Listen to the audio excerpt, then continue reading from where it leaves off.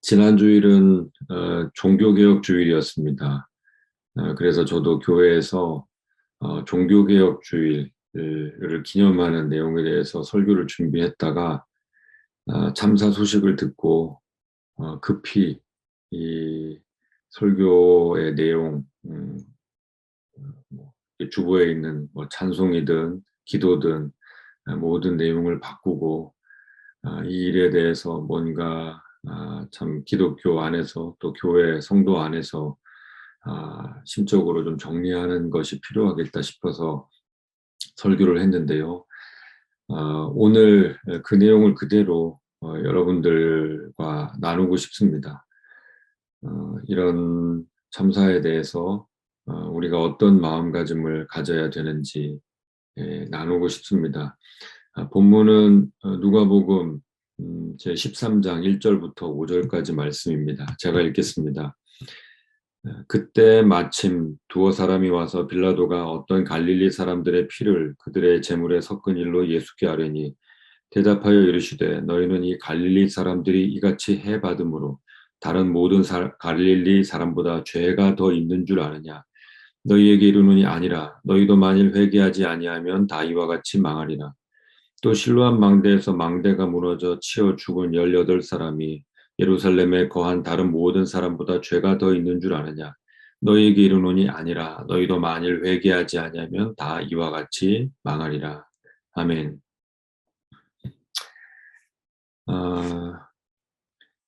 할로윈 데이는 원래 뭐 이런저런 분장을 하고 집집마다 돌아다니면서 사탕이나 과자를 얻는 그 외국의 어린이들의 놀이문화 축제였습니다. 그런데 약 한 10년 전부터 우리나라에서는 이제 젊은이들이 오히려 20대, 30대 젊은이들이 뭐랄까요, 뭐 코스프레 같은 그런 분장을 하고 함께 어울려서 노는 그런 분위기가 많이 됐습니다. 근데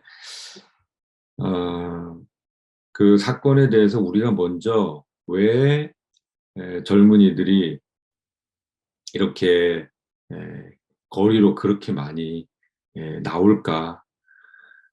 여기 뭐 규장과 가피풀 직원 중에도 20대, 30대가 있을 것입니다만은 저는 먼저 그 생각을 해봤습니다. 근데 지금 우리가 사는 사회가 뉴스에서 접하고 우리가 직접 실생활에서 접하듯이 너무 팍팍합니다. 그리고 요즘 청소년과 젊은이들이 사회에 대해서 또 미래에 대해서 꿈을 꾸고 희망을 갖고 소망을 갖고 뭐 그런 게 참 힘들죠. 그래서 뭔가 좀 할로윈 축제를 핑계로 하룻밤 일탈 비슷한 것을 꿈꾸는 그런 뭔가요? 뭐 이제 스트레스를 분출하거나 그런 것을 꿈꾸는 소심한 젊은이들이 더 많이 모이지 않았을까 싶습니다. 그리고 이번에 희생자들도 그런 사람들이 많았고요. 그런데 스트레스를 푸는 게 아니라 참 인간 세상, 우리가 살아가는 세상이 뜻대로 되는 게 없죠. 참사가 일어났고 또 부모도 용돈을 주면서 그래 스트레스 풀고 와라 그렇게 보냈는데 싸늘한 주검을 150여 명이 넘는 참 그 많은 인명피해가 나는 그런 사건을 접하게 됐습니다. 그런데 안타깝게도 우리 주변에서 귀신 흉내 내더니 귀신이 되었다. 그런데 가지 말았어야 되는데 그런데 가서 벌 받은 거다. 놀아도 스트레스를 풀어도 뭐 좀 좋게 해야지 그게 뭐냐 이제 이런 이야기가 나오고 있습니다. 그런데 저는 이제 목사로서요. 뭐 정치인들이 사고 수습이 먼저다 이제 이런 분위기 뭐 다 이야기하고 합니다만 애도가 먼저다 뭐 그런 이야기를 합니다만 저는 목사로서 염려하는 건 교회와 성도, 이 기독교 계통에서 그렇게 비판하고 정죄하고 이것이 하나님의 심판의 일종이다라고 이야기하는 것 뒤에는 우리의 기독교 신앙과는 배치되는 부분이 있기 때문에 이 부분에 대해서 언급하고 싶은 겁니다. 왜냐하면 그 말 속에 하나님의 은혜와 예수님의 십자가 복음으로 구원받는다는 의식에서 떠나 있다는 것을 반증하는 것이 담겨져 있기 때문입니다. 이 누가복음 13장 이 초반부는 그러니까 누가복음 12장에서 이어지는 내용인데요. 누가복음 12장에서는 예수님께서 심판하심에 대해서 말씀을 하십니다. 특히 이제 바리새인의 외식도 지적하시고 예수님께서 이 땅을 마지막에 심판하실 때 누구를 심판하실지 어떻게 심판하실지 그런 내용이 나오는데요. 그리고 나서 1절에 보면 이제 그때 마침 두어 사람이 그러면 이런 일들은 어떤 것입니까? 이제 이야기를 하는데요. 두 가지 사건이 나옵니다. 첫 번째 사건은 당시 유대 총독으로서 로마에서 파견된 빌라도가 갈릴리 사람들을 죽여서 그 피를 그들이 섬기는 우상에게 바치는 제물에 넣었다. 이제 그런 사건이 나오는데 이게 도대체 어떤 사건인가? 그 다른 복음서에는 나오지 않는 사건이기 때문에 그렇습니다. 당시 예루살렘을 중심으로 하는 유대 지역은 로마의 직할지였습니다. 그래서 이제 총독이 다스렸고요. 갈릴리는 헤롯 안티파스가 분봉왕으로서 다스렸습니다. 그러면 이 빌라도가 갈릴리 사람을 죽였다 그랬을 때 그러면 빌라도가 로마 군대를 데리고 갈릴리 지역까지 사마리아를 지나서 갈릴리 지역까지 가서 학살을 했느냐? 그게 아니라 갈릴리 지역 사람들이 율법을 지키기 위해서 절기를 지키러 율법에 따라서 예루살렘 성전을 방문하기 위해서 왔을 때 그때 그 사람들을 죽인 것으로 보입니다. 고대 역사가 요세푸스의 기록에 의하면 6월절 절기에 수천 명의 사람들이 죽임을 당했다고 그렇게 되어 있습니다. 그러나 그 이유는 분명하지 않습니다. 근데 이 갈릴리 사람들 또 유대인들의 입장에서 보면 율법을 따라서 절기를 지키러 왔는데 하나님을 섬기는 마음으로 왔는데 오히려 끔찍한 학살을 당한 거죠. 두 번째 사건은 실로암 망대가 무너지는 사고로 18명이 사망한 일이었습니다. 실로암은 또 그 물을 안으로 저 바깥에 있는 물을 안으로 들여오게 한 지하수로로 들여오게 한 곳이었습니다. 근데 예루살렘 주민들의 원래 식수였기 때문에 사람들이 많이 모이는 그런 곳이었습니다. 그러니까 이 예루살렘 성이 이렇게 있으면 제일 위에 성전이 있고 그 위에 밑에 왕궁이 있고 이렇게 경사진 그 제일 아래쪽에 이제 있는데 거기에 이제 망대가 있어서 또 이제 성벽의 일부로 파수꾼이 감시하는 자리죠. 늘 예루살렘 사람들의 식수로서 사람들이 많이 모이는 곳인데 그곳에 망대가 무너져서 그 아래에 있는 사람들이 18명이 참사를 당했습니다. 이 사건에 대해서 예수님이 이 두 가지 사건에 대해서 똑같이 말씀하셨어요. 그 사람들의 죄가 더 있는 줄 아느냐? 너희도 만일 회개하지 아니하면 다 이와 같이 망하리라. 예수님의 말씀은 이미 그 사람들 속에 어떤 그릇된 의식이 있는가 그 시각을 지적하신 건데요. 당시 사람들이 이 사건을 보면서 어떻게 반응했는지 충분히 짐작할 수 있는 거죠. 첫 번째 사건에서는 절기를 지키러 왔다가 이방인인 로마 병사에 의해서 그렇게 많은 사람들이 죽임을 당했다 하는 건 절기를 제대로 지키지 못했기 때문이다. 절기를 지킬 준비를 제대로 하지 못했기 때문에 하나님의 심판을 받은 것이다. 노여움을 받은 것이다. 그들 속에 그런 의식이 있었겠죠. 또 그렇게 식수를 공급받고 또 사람들이 갈증이 해소되는 그런 곳에서 사고를 당했다. 그것은 오히려 남모르는 죄가 있었기 때문에 그런 봉변을 당한 것이다라고 비판하고 정죄했던 것 같습니다. 이제 하나님의 심판에 대해서 이야기를 했겠죠. 지금은 분위기가 어떨까요? 우리는 지금 이런 말씀을 읽으면서 그래, 그 사람들이 죄가 더 있어서 그런 일을 당한 것이 아니라는 예수님의 선언을 분명히 보았음에도 불구하고 이런 일이 생겼을 때 먼저 우리 속에 그런 일을 하지 않았어야 된다. 그런 곳에 가지 말았어야 된다는 의식이 더 많습니다. 왜냐하면 나는 살아있으니까. 어, 나는 그런 짓을 하지 않았고 나는 그런 곳에 가지 않았기 때문에 나는 살아있다. 심판을 받지 않았다 하는 의식이 우리 속에 있습니다. 뭐 종교에 대한 건 아니더라도 위험한 곳에 사람들이 많이 가는 곳에 안전 수칙을 지키지 않아서 그렇다. 하나님은 질서의 하나님이고 그렇게 질서를 지키면서 살면 그런 사고는 일어나지 않았을 것이다. 이제 이렇게 생각을 하겠죠. 그 뒤에 아주 교묘하고 참 뭐랄까요?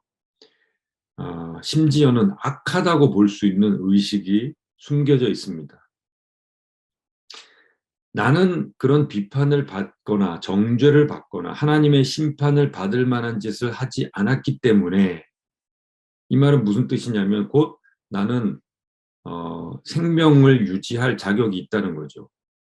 구원받을 자격이 있다는 겁니다. 예수님이 십자가를 져 주심으로 구원받을 자격이 전혀 없는 내가 구원받았다 하는 이 예수님이 십자가를 통해서 부여해 주신 의를 의지하지 않고 나의 의, 나는 구원받을 자격이 있어라는 이 이단적 의식을 우리도 모르게 갖고 있는 겁니다. 그리고 그것이 그렇게 의식이나 말로 표현되는 거죠. 그래서 예수님의 경고는 지금도 유효합니다. 너희도 회개하지 않으면 망하리라. 하는 짓을 보면 김일성, 김정일, 김정은 이 사람들이 가장 처참하게 빨리 죽어야 될 것 같습니다.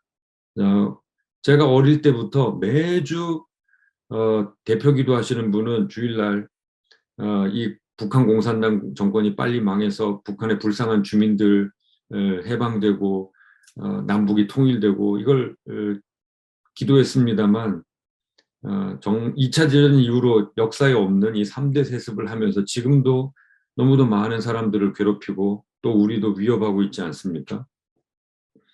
아담의 타락 이후로 이 세상은 인간을 향해서 가시덤불과 엉겅퀴를 낼 수밖에 없습니다. 더 크게는 구원이 죄를 더 짓고 덜 짓는 데 있지 않다 하는 것을 우리는 다시 새길 필요가 있습니다. 기독교는 무엇인가? 복음은 무엇인가? 오직 구원은 예수님이 행해 주신 그 십자가 그 은혜를 믿음으로만 말미암는다는 거죠. 그래서 이런 일을 통해서 한편으로는 참 애도하면서도 또 한편으로는 내가 지금 가지고 있는 이 신앙 그리고 내가 받았다는 이 구원이 무엇으로 말미암는가를 다시 한번 점검해 볼 수 있는 중요한 기회 또 계기가 되어야 되겠습니다. 이 본문을 통해서 주신 예수님의 말씀은 물론 뭐 심판에 대한 그리고 무엇으로 심판하는가에 대한 이야기도 있지만 세상에서 일어나는 이 사건과 사고를 보고 쉽게 비판하거나 정죄하거나 하나님의 심판 운운하지 말아야 한다는 것을 말씀하고 있습니다. 말씀을 맺겠습니다. 교회는 한국 교회는 그리고 성도는 이 사건 앞에서 어떤 태도를 보여야 할까요? 로마서의 말씀처럼 우는 자들과 함께 울라. 모든 사람 앞에서 선한 일을 도모하라 하는 이 말씀을 우리는 먼저 생각하고 순종해야 하겠습니다. 자녀를 잃은 사람들 중에 기독교인도 있습니다. 그리고 저는 그 소식도 들었습니다. 어떤 교회 교육자를 통해서 우리 교회도 그때 자녀를 그 사건으로 인해서 자녀를 잃은 분이 계십니다 하는 소식을 전해 들었는데요. 위로를 못할 망정 그들을 죄인으로 만들고 그 안타까운 정말 가슴이 무너지는 그 장례를 치르는 그 유가족을 마음을 더 어렵게 만드는 일은 없어야 되겠습니다. 찾아가서 위로하고 같이 울어주지를 못한다면 하나님의 위로가 그들에게 임하고 또 우리 나라를, 이 땅을 위로해 주시기를 우리가 기도해야 되겠습니다. 다시는 이런 참사가 생기지 않도록 대책이 잘 세워지기를 한 사람 국민으로서 기도하고 또 그런 대책이 잘 세워지도록 우리가 참여해야 할 줄로 압니다. 더 크게는 좀 더 근원적으로 생각해 보면서 청소년과 이 청년들을 위한 그런 내용들이 우리 교회에 있는가 하는 것을 좀 생각해 볼 필요가 있다고 봅니다. 뭐 주일학교 작은 선물들을 주고 이벤트를 하고 합니다만 청소년과 청년, 청소년만 돼도 그런 이벤트로 교회에 머물러 있지 않습니다. 그렇다면 좀 더 장기적인 시각을 가지고 우리가 청소년과 청년들을 위해서 교회가 고민하고 어떻게 좀 바르게 이끌어 줄 것인가, 그리고 이들을 위한 건전한 놀이 문화는 무엇인가, 이들이 어떻게 좀 스트레스를 풀고 마음을 풀고 작게는 그렇고 더 크게는 이들이 좋은 마음, 꿈을 꾸고 미래에 대한 기대를 하고 희망을 갖고 좀 즐겁게 소망을 가지고 살아갈 수 있는 그런 좋은 사회를 우리가 함께 좀 고민하면서 만들어 가야 되지 않을까 싶습니다. 기독교에 대한 다음 세대 인식은 무엇인가? 꼰대입니다. 꼰대.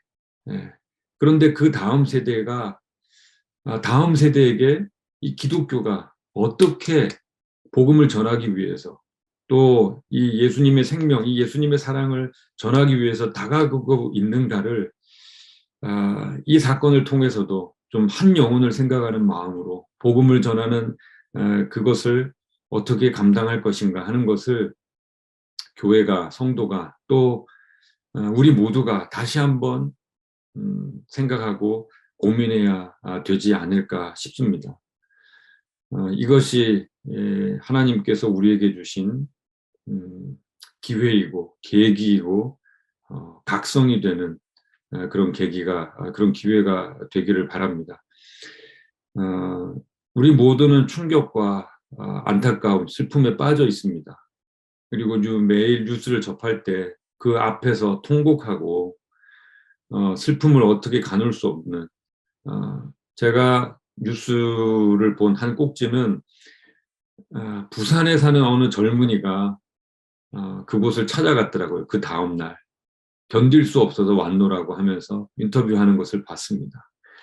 이 시대 지금 20대, 30대 초반의 젊은이들이 그런 정서를 가지고 있고 많은 국민들이 안타까움을 표하고 있을 때 교회는, 성도는 그들의 위로, 그들의 아픔을 씻어주기 위해 하나님의 위로가 어떻게 이 땅에 임할지 한 번 더 고민하고 이 땅을 위해서 기도할 수 있는 저와 여러분이 되기를 우리 주 예수 그리스도 이름으로 축원합니다. 기도하겠습니다. 하나님, 이 땅이 충격과 깊은 슬픔에 빠져 있습니다. 다시는 이런 참사가 생기지 않도록 참 꽃다운 그 젊은이들이 다시는 이런 사고를 당하지 않을 수 있도록 우리가 좋은 사회를 만들어야 하는데 하룻밤에 길거리로 뛰쳐나와서 그렇게 스트레스를 풀어야 하는 그런 사회,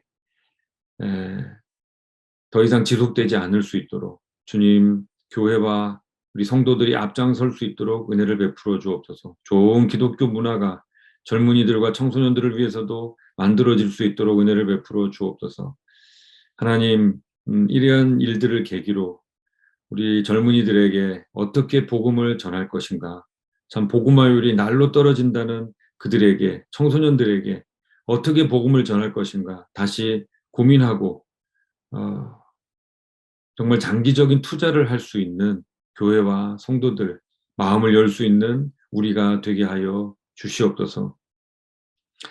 또한 한편에 우리가 혹여라도 예수님의 복음, 예수님의 그 십자가만을 의지하는 이 구원에서 떠나 있다면 우리를 돌아보게 하시고, 우리가 살아있음이 온전히 하나님의 은혜 가운데 있음을 다시 한번 고백할 수 있는, 생명이 주께 있음을 고백할 수 있는, 그래서 겸손히 우리에게 주어진 날들을 살아갈 수 있는 저희들이 다 되게 하여 주옵소서. 생명의 근본이신, 생명의 주관자이신 예수님 존귀하신 이름으로 기도드립니다. 아멘.